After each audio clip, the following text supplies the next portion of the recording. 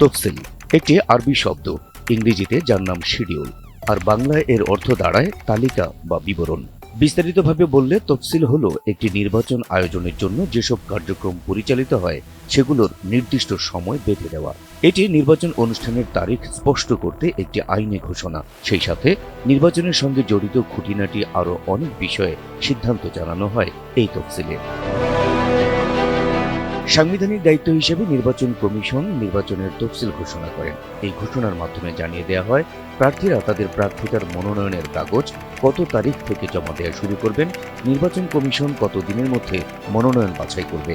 বাছাই প্রক্রিয়ায় যদি সেটি বাতিল হয়ে যায় তাহলে মনোনয়ন প্রত্যাশী ব্যক্তি কতদিন পর্যন্ত নির্বাচন কমিশনে আপিল করতে পারবে সেটিও স্পষ্ট করা হয় তফসিলে।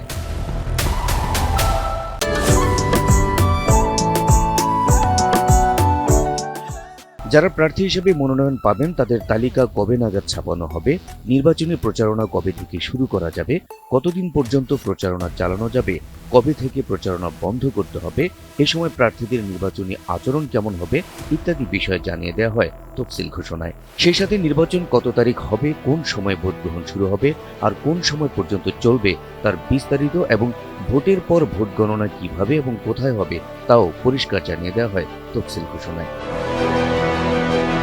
এদিকে ত্রয়োদশ জাতীয় সংসদ নির্বাচন ও গণভোটের তফসিল ঘোষণার ৪৮ ঘণ্টার মধ্যে পোস্টার, ব্যানার, দেয়াল লিখন, বিলবোর্ড, গেট, তোরণ, প্যান্ডেল ও আলোকসজ্জা সহ আগাম নির্বাচনের প্রচার সামগ্রী সরিয়ে ফেলার নির্দেশ দিয়েছে নির্বাচন কমিশন।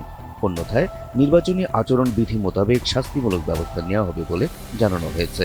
বুধবার ইসির নির্বাচন ব্যবস্থাপনা শাখার উপসচিব মোহাম্মদ মনির হোসেন স্বাক্ষরিত এক চিঠির মাধ্যমে এই নির্দেশনা জানানো হয়। এছাড়া তফসিল ঘোষণার পর বেআইনিভাবে সভা সমাবেশে অংশগ্রহণকারীদের আইনের আওতায় আনা হবে বলে এরই মধ্যে জানিয়ে দিয়েছে অন্তর্বর্তী সরকার। বিষয়টি নিশ্চিত করে প্রধান উপদেষ্টার প্রেস উইং জানিয়েছে, একটি সুষ্ঠু ও গ্রহণযোগ্য নির্বাচন সম্পন্ন করতে প্রয়োজনীয় সবকিছু করতে বদ্ধপরিকর সরকার।